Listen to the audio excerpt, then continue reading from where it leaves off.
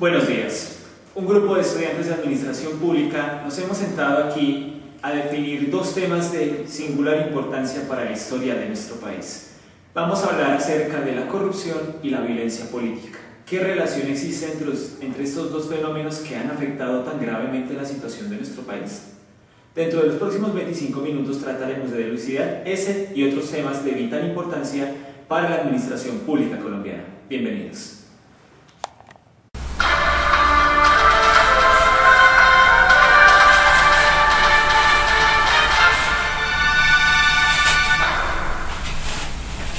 Pues bien, para discutir estos temas tan importantes para la historia política y administrativa de nuestro país, contamos con la presencia de tres estudiantes de Administración Pública: Yuli Mora, Alejandro Davila e Ivette Mayorga. Tengan todos ustedes, muchachos, muy buenas tardes. ¿Qué opinan acerca de este espacio administrativo dentro de la escuela? Muy buenas tardes, David. Muchas gracias por la invitación. De verdad, pienso que es un espacio bastante valioso, puesto que argumentar frente a esta problemática que nos influye tanto y nos afecta tanto es de vital importancia. Muchas gracias por la invitación, David. Es para mí un honor estar acá. No es fácil debatir estos dos temas hoy en día. Más adelante pronunciaremos ese tipo de cosas. ¿Por qué? Por eso es importante que estemos aquí y citar los temas. Muchísimas gracias por la invitación, primero que todo. Ya como mis compañeros dijeron, es importante hablar de estos temas, debatirlos, no solo dejarlos en el debate, sino también profundizar en los mismos, que sería bueno, aprovechando este espacio, que no solo se quede aquí, sino que se llegue a algo más. Hay un tema que tenemos que tocar de forma prioritaria para entender realmente el contexto de lo que estamos hablando. El próximo clip les hablará o les ilustrará un poco acerca de lo que vamos a hablar con respecto a la corrupción. El clientelismo en Colombia se ha acentuado en el país de tal forma que ya puede interpretarse como forma de cultura política. Desde los años 60 al menos, este arreglo pragmático, juego de lealtades o pacto implícito entre un patrono y un cliente ha caracterizado el ejercicio del poder en Colombia. Se ha permitido toda clase de actuaciones o conductas de parte de servidores públicos a cambio de una fracción del presupuesto y la burocracia estatal, de auxilios parlamentarios, partidas regionales y puestos. Asimismo, los actos de corrupción son aquellos que constituyen la violación activa o pasiva de un deber institucional o del cumplimiento de alguna función específica, realizados en un marco de discreción con el objeto de obtener un beneficio extrainstitucional, cualquiera que sea su naturaleza. Entre actos que se derivan del clientelismo y otros propios de la corrupción, Colombia pierde aproximadamente 3.9 billones de pesos al año, que podrían ser el equivalente a 2.000 acueductos, 80.000 profesionales formados, 1.900 plantas de tratamiento de acueducto, 133 millones de kits escolares o una vía de cuarta generación. Actualmente el 72% de los colombianos tienen la firme convicción de la existencia de la corrupción en todas sus formas.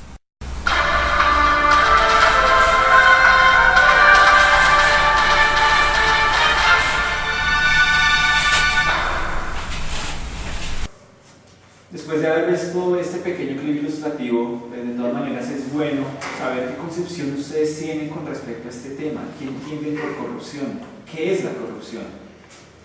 Bueno, pues en un primer momento podríamos definir que la corrupción es este abuso de poder y uso inadecuado de los bienes y servicios públicos. En este sentido, pues nos damos cuenta que es un fenómeno que ha trascendido en el tiempo y en el espacio.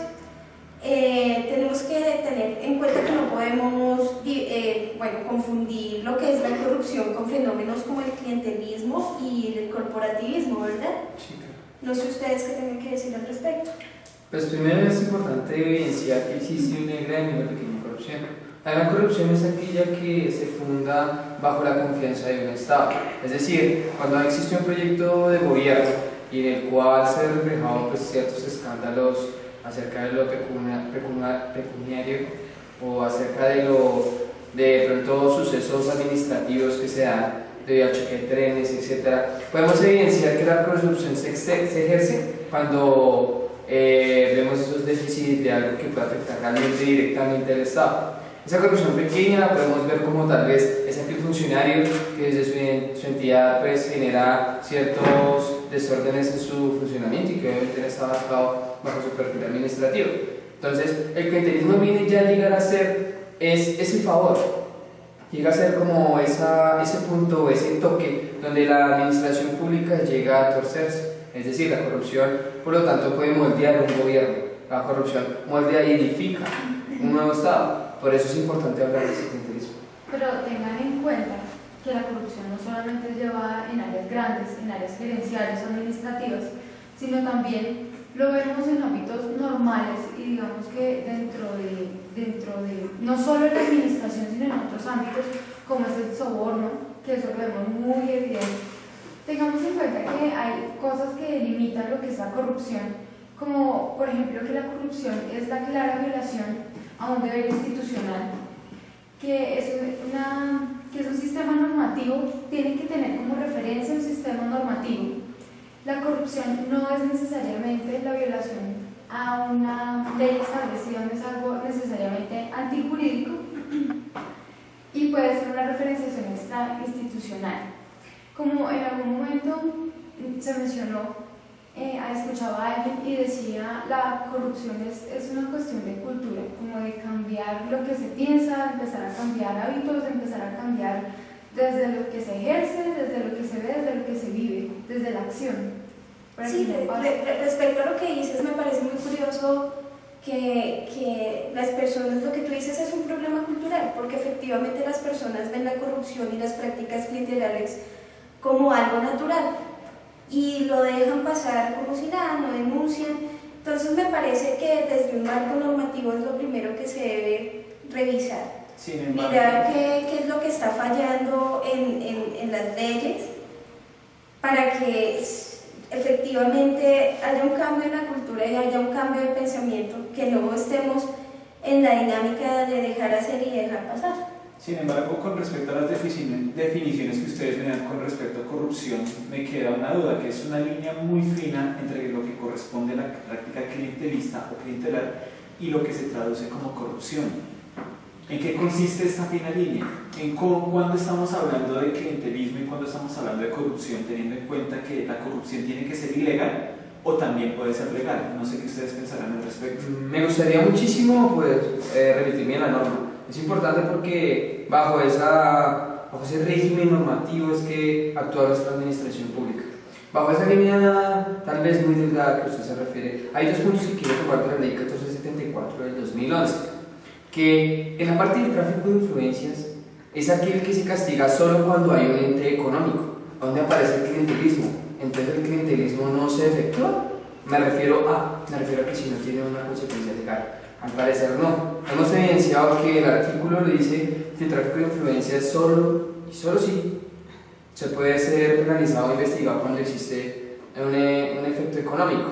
Es decir, cuando hay un favor de palabra, o tal vez cuando el favor es de pronto no sé, un cargo, o el favor es una decisión política, no es necesariamente de vengar o concusión, caer en concusión o prevaricato, cuando se dé prevaricato por acción o por omisión, que es cuando obviamente se ejecuta un acto administrativo ilegal o se deja de hacer un procedimiento legal que es perfil del funcionario. Entonces vamos a hablar de que es ahí cuando existe la corrupción. Quería citar la ley 1474 de 2011, donde se ve que el tráfico de influencias no es penalizado.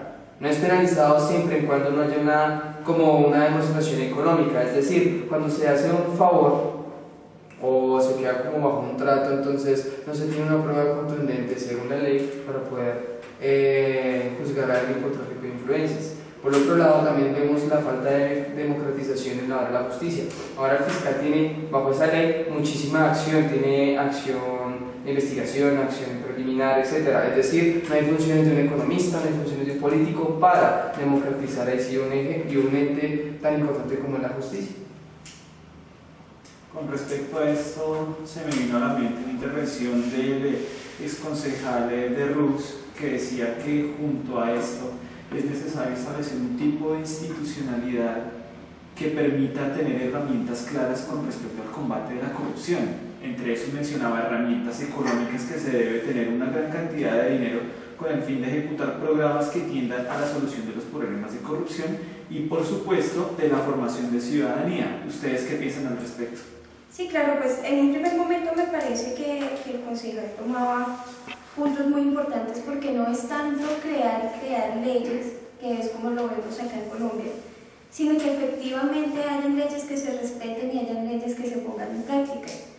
Es decir, uno no puede tomar actos de corrupción o esto porque realmente no se toman en serio, no hay leyes que realmente impongan una voluntad y impongan la total jurisprudencia frente a estos actos.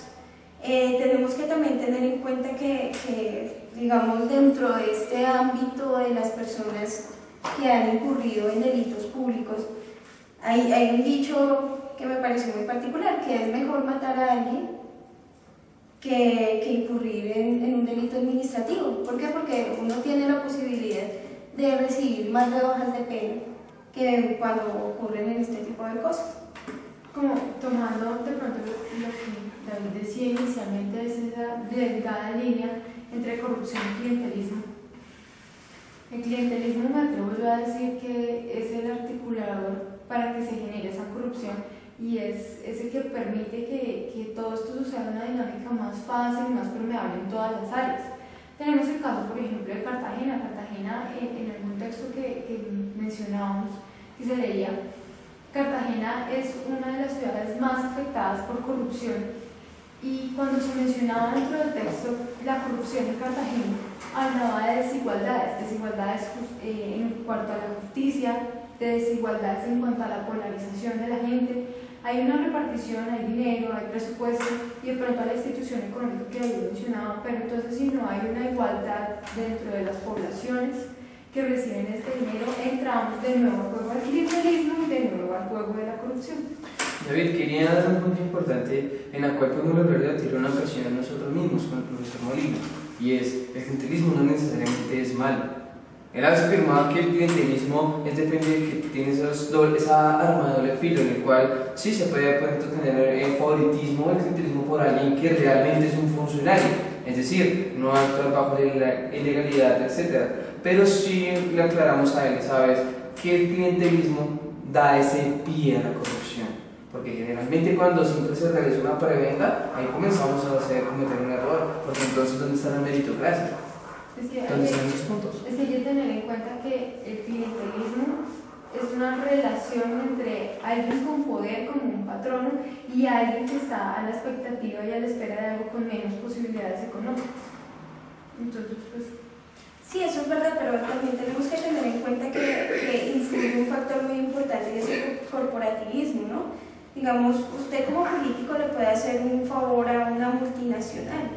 Eso ya no es clientelismo, eso ya es que se tome el poder institucional en grandes grupos económicos. O sea, hay una violación total del deber institucional cuando uno incurre en este tipo de cosas. Está bien, uno puede hacer favores políticos y uno no dice que no, pero ya darle el poder político y económico a grandes grupos de influencia económica, ya me parece que es un tema ya bastante importante y bastante delicado. Para cerrar este capítulo, quisiera hacerles una pregunta a cada uno de ustedes. ¿El clientelismo es bueno, es malo y por qué? Si me permiten, quisiera decir que el clientelismo, puedo tomar las dos respuestas.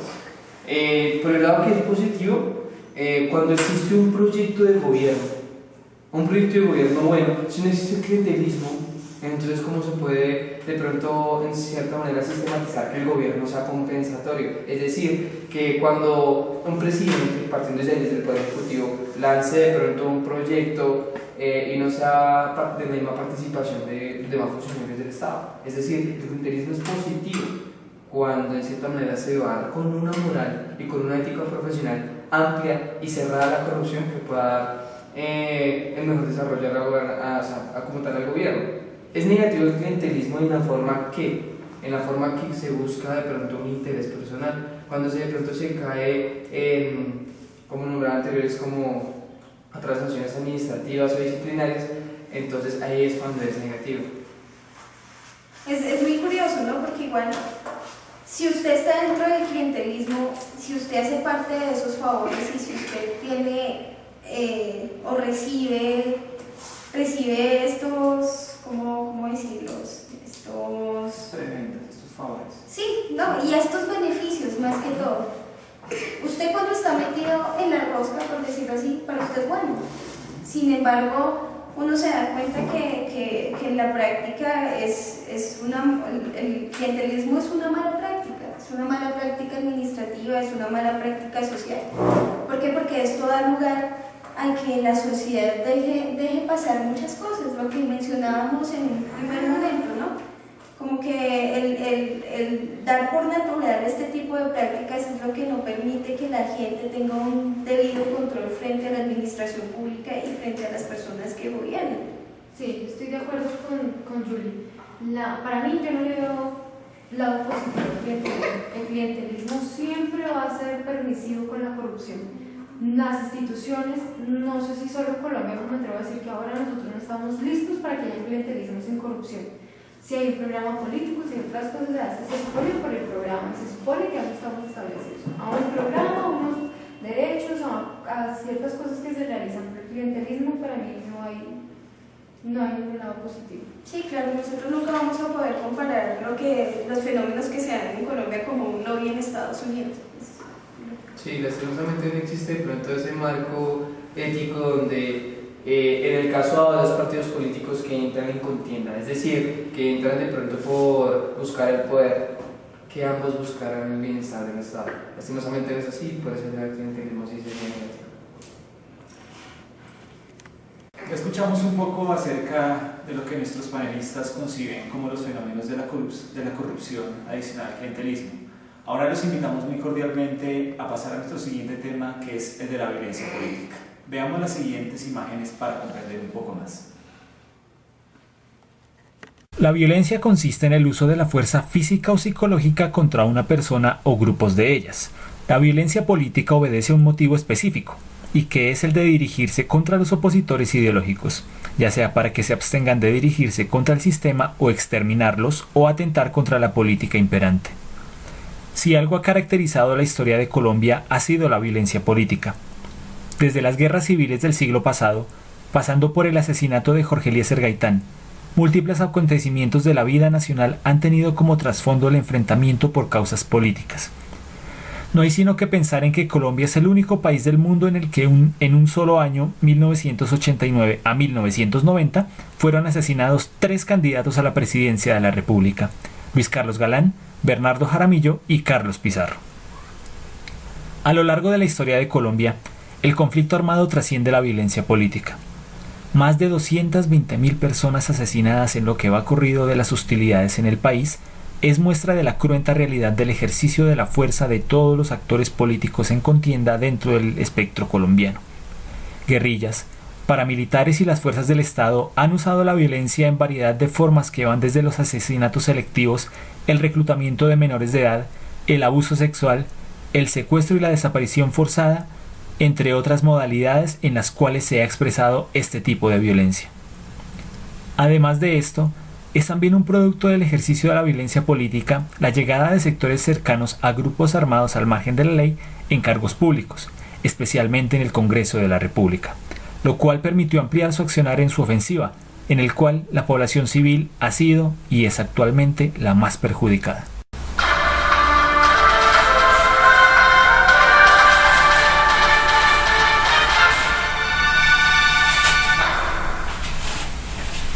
Tristemente, al lado de la corrupción hay otro tema que acongoja o aqueja la historia de nuestro país, que es este de la violencia política.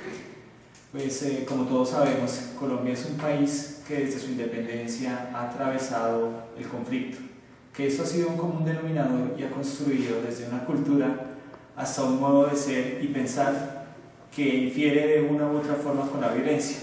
Señores, quisiera saber cuál es su opinión con respecto a estas décadas y décadas de violencia, específicamente la violencia política. ¿La violencia en Colombia es política? ¿O definitivamente es otro tipo de violencia que se tiene que manejar desde otro punto de vista? Bueno, pues es muy difícil leer la violencia en los diferentes tiempos y espacios que hemos vivido alrededor, ¿no? Porque la violencia se ha manifestado de distintas maneras y ha tenido tantas transformaciones. O sea, uno no puede pensar en la violencia política y remitirse a los momentos como en los 50, en los 60 o por lo menos en los 90, cuando ya entraron a participar grupos paramilitares y grupos que realmente influían en la política por medio de la violencia, pero que no era lo mismo, digamos, cuando otros entes como las FARC o el ELN tenían el control del país, no sé, a mediados de los 60s o 70s, cuando surgieron este tipo de movimientos.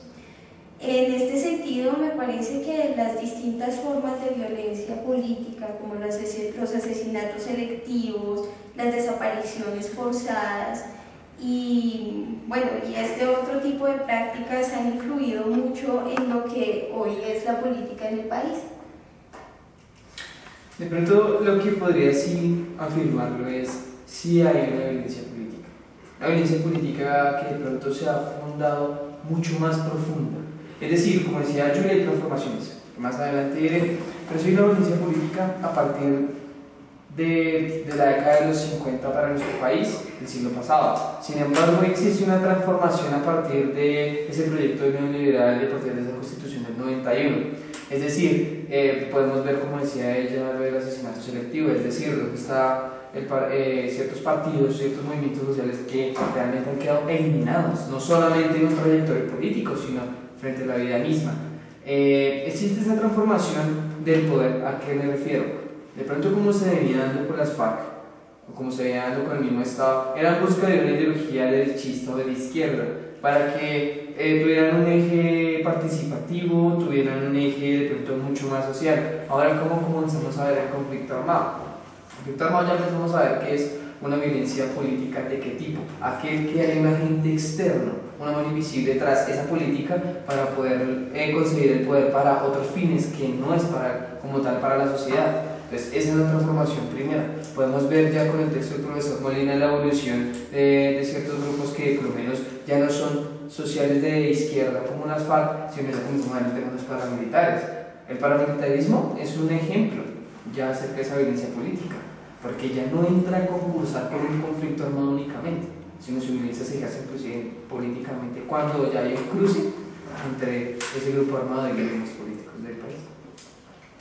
Me hizo acordar que muy bien lo hace el Centro de Memoria Histórica en un documento, donde hace una recopilación de datos de las víctimas civiles en su gran mayoría por paramilitares y por FARC, guerrilleros, donde muestra que la mayor población afectada es la población civil, donde ellos dentro de su... es imposible dejar de lado de saber que es una violencia política, pero no olvidarnos de la población civil, es imposible saber, o sea, es como decir, solamente paramilitares, solamente guerrillas se enfrentan, también ven y dejan en medio, como el documento lo explica, la población civil, que es la que es mayor afectada, es la que tiene los mayores números y los mayores índices de muertos en esas modalidades que ustedes decían, ¿no?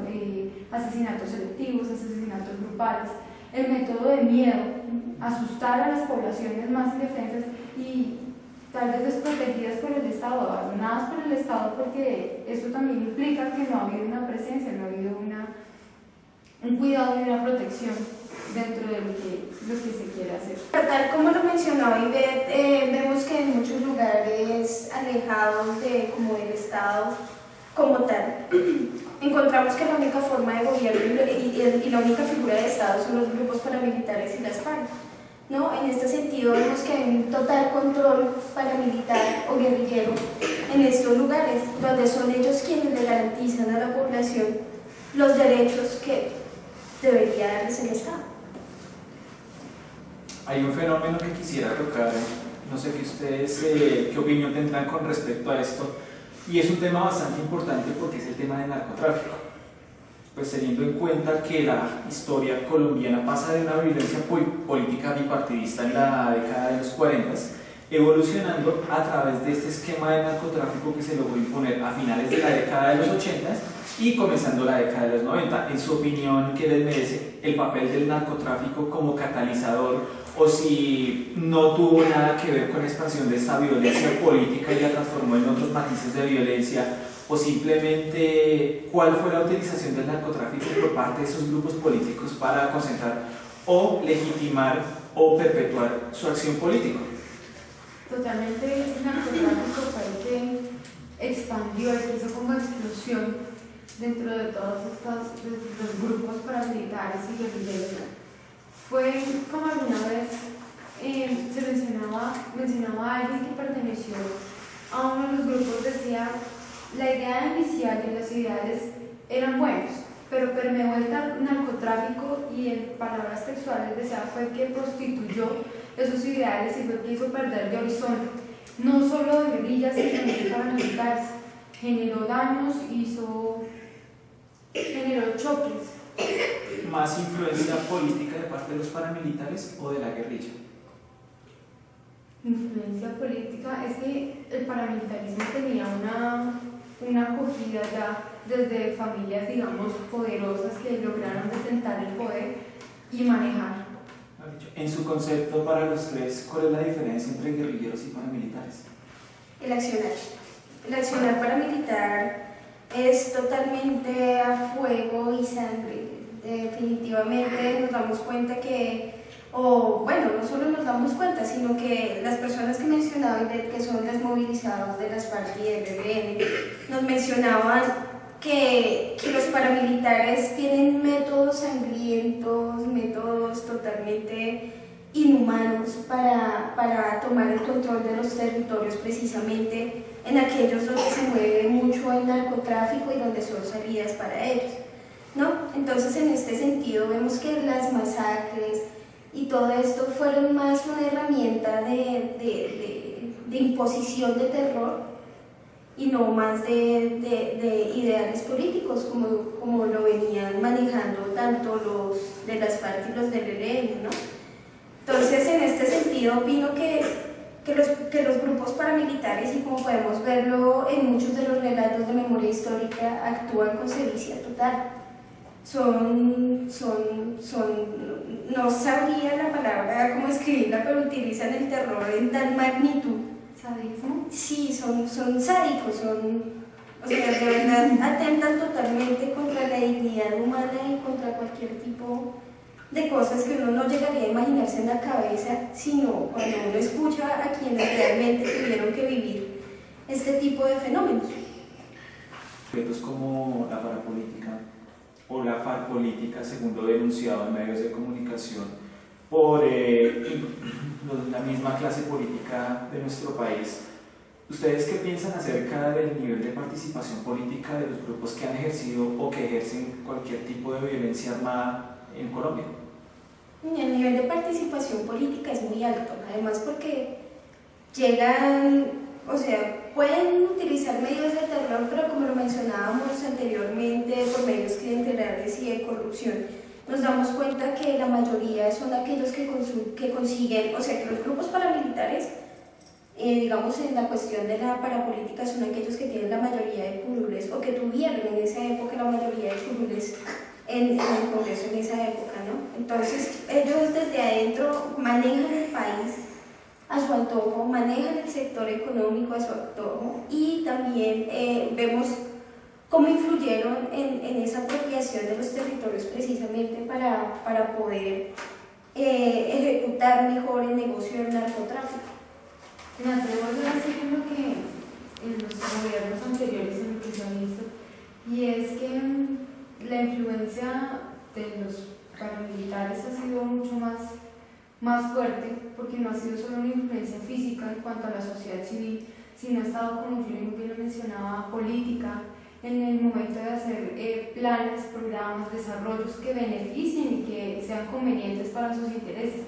Tal vez yo creo que la guerrilla no ha tenido esa misma implicación hasta el momento y no ha tenido esa misma fuerza ni poder de permear en estas áreas. Sí, claro, ¿no? Y pues me atrevería a decir que parte de los procesos de negociación que hay en este momento es para que se incluya a la guerrilla como un actor político más. O sea, llevan más de 50 años intentando ser actores políticos activos y ahorita se les está abriendo la oportunidad de hacerlo por fuera de las armas.